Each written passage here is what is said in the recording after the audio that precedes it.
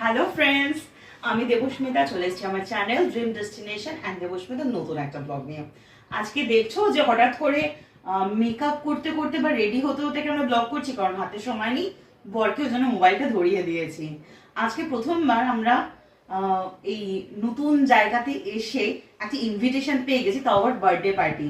তো সেই জন্য শুধু আমি নই, স্পেশালি আনন্দটা হচ্ছে আমার মেয়ের।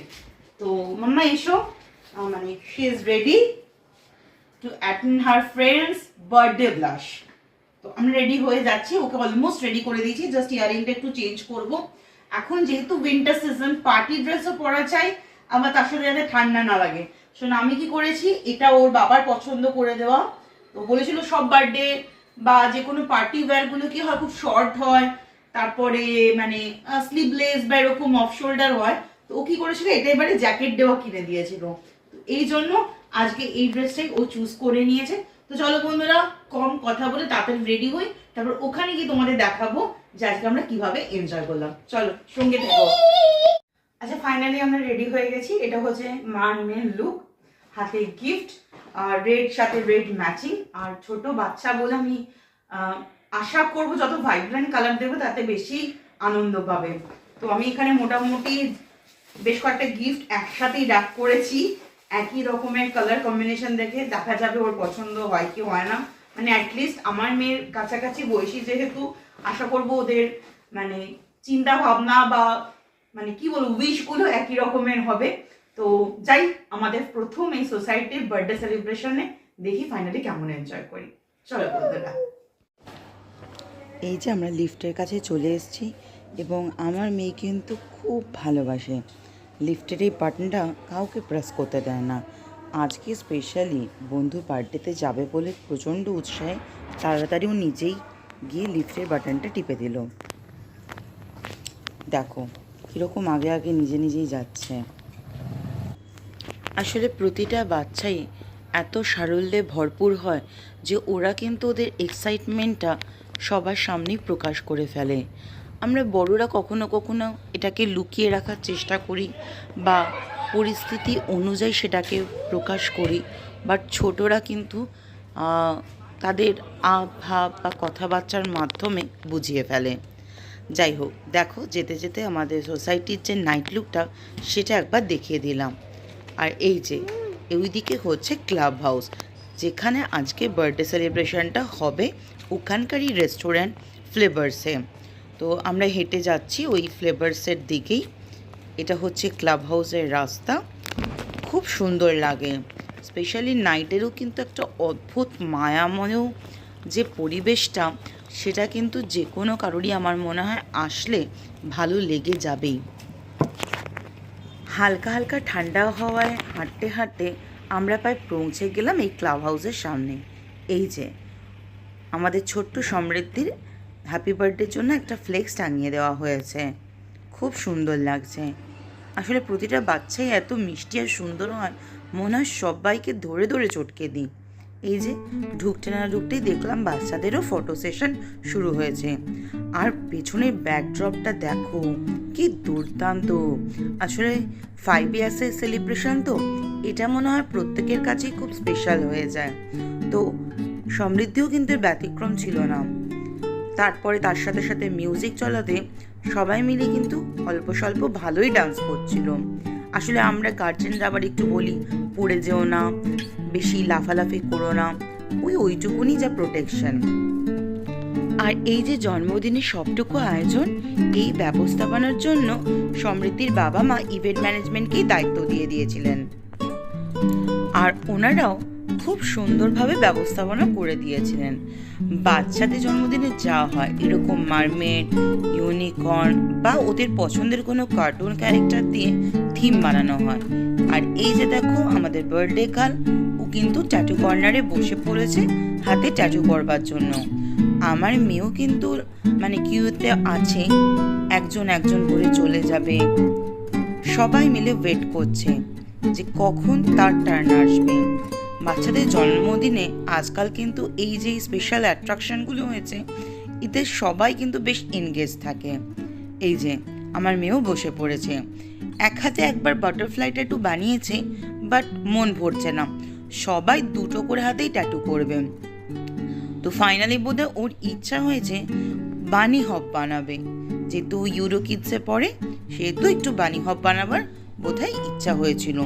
তো এই ট্যাটু কর্নারের ম্যাডামও কিন্তু ওকে হেল্প করছিল ওর পছন্দের ক্যারেক্টারকে সুন্দর করে ফুটিয়ে তোলবার জন্য। আসলে আজকাল যে কত ধরনের ক্যারেক্টার চলে এসছে, কার্টুনের জগতেই হোক বা পড়াশুনোকে আরও বেশি অ্যাট্রাকটিভ করার জন্যই হোক, তো এই জন্য বাচ্চাদের ডিম্যান্ডও কিন্তু অনেক রকম বেড়ে গেছে।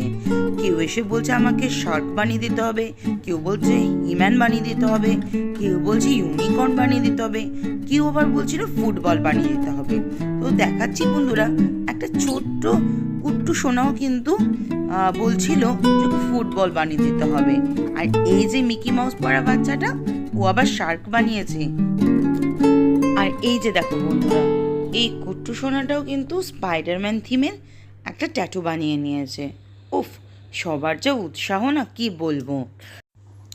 জন্মদিনের এই পার্টিটা মোটামুটি ওই সন্ধে 6টা অনওয়ার্ডস ছিল। তো খানিকক্ষণ যেতে না যেতেই এখানে দেখা গেল যে স্টার্টারের কিন্তু ব্যবস্থাপনা শুরু হয়ে গেছে। প্রথমে ঢুকেই কিন্তু ওয়েলকাম ড্রিঙ্কসের মধ্যে ওই স্প্রাইট বা কোকা কোলা এরকম কোল্ড ড্রিঙ্কস ছিল, আর সাথে ছিল বিভিন্ন ধরনের স্টার্টার। তার মধ্যে চিকেন মালাই কাবাব, ফিশ ফ্রাই এগুলো ছাড়াও ছিল বাচ্চাদের সবচেয়ে পছন্দের জিনিস ফ্রেঞ্চ ফ্রাই। এর মধ্যেই চলে আসলো জন্মদিনের সবচেয়ে বড় অ্যাট্রাকশান, এই যে বার্থডে স্পেশাল কেক।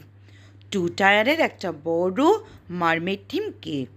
সবাই কিন্তু এই কেকটার দিকে তাকিয়ে তাকিয়ে এনজয় করছিল, কারণ বাচ্চাদের সবচেয়ে যদি কিছু ফেভারিট থাকে, আমার মনে হয় বার্থডে সেলিব্রেশনের এই কেক কাটিং পর্বটা। সবাই মিলে উৎসাহ ভরে তাকিয়ে থাকে এবং গান গায়, হ্যাপি বার্থডে টু ইউ। আসলে আমাদের সময় স্কুলগুলোতে ওই চকলেট, লজেন্স বা ছোটোখাটো গিফট দিয়েই চলে যেত, বাট এখনকার ছোট্টবেলা থেকে টোডলার স্কুলগুলোতেও কিন্তু বার্থডে সেলিব্রেশন খুব বড় করে হয়। ওরা ছোটোবেলা থেকেই জেনে যায় বার্থডে মানেই হচ্ছে একটা কেক কাটিং হবে আর ফ্রেন্ডসদের সাথে এনজয়মেন্ট।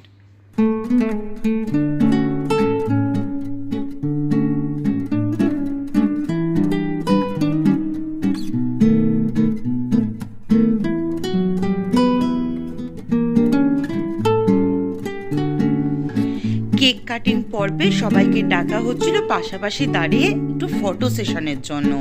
সেই স্পেশাল মোমেন্ট যখন সমৃদ্ধি কেক কাটলো আর ওর বাবা মা ওকে খাইয়ে দিল।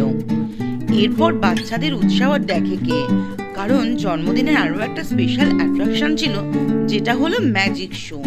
সব বাচ্চারা এদিক ওদিক লাফাবার আগে ওদেরকে ধরে বেঁধে চেয়ারে বসিয়ে দেওয়া হলো, আর বলা হলো যে দেখো কি করে লাল ফুল থেকে নীল ফুল বেরিয়ে যায়, তারপর কান থেকে মাথার থেকে কিভাবে জল পড়ে, এগুলো বরং তোমরা চুপচাপ বসে দেখো।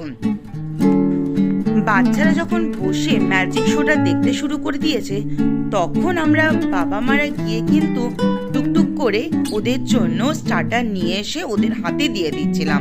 তো বসে বসেই ওরা কিন্তু স্টার্টার খাচ্ছিল আর ম্যাজিক শোটা দারুণ এনজয় করছিল। আর ওরা যখন এখানে বসে বসে ম্যাজিক শো দেখছিল, আমরাও মাঝে মধ্যে গিয়ে নিজেদের স্টার্টারটাও নিয়ে নিয়েছিলাম।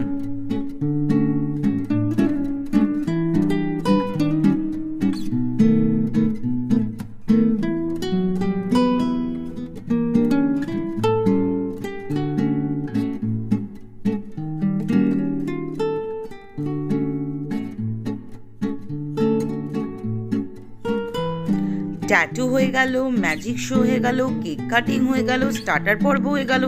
এরপর তো সবাই মিলে একটা ফটো তোলার পালা না, গ্রুপ ফটো। সমৃদ্ধির সমস্ত বন্ধুদের নিয়ে তাই ফটো সেশন করার পর্ব চলছিল। শীতের রাত, তাই বেশি দেরি করা যাবে না। এর মধ্যেই কিন্তু ডিনারের জন্য কাউন্টার রেডি হয়ে গেছিল। তো দেখো বন্ধুরা, অনেক ধরনেরই আইটেম ছিল।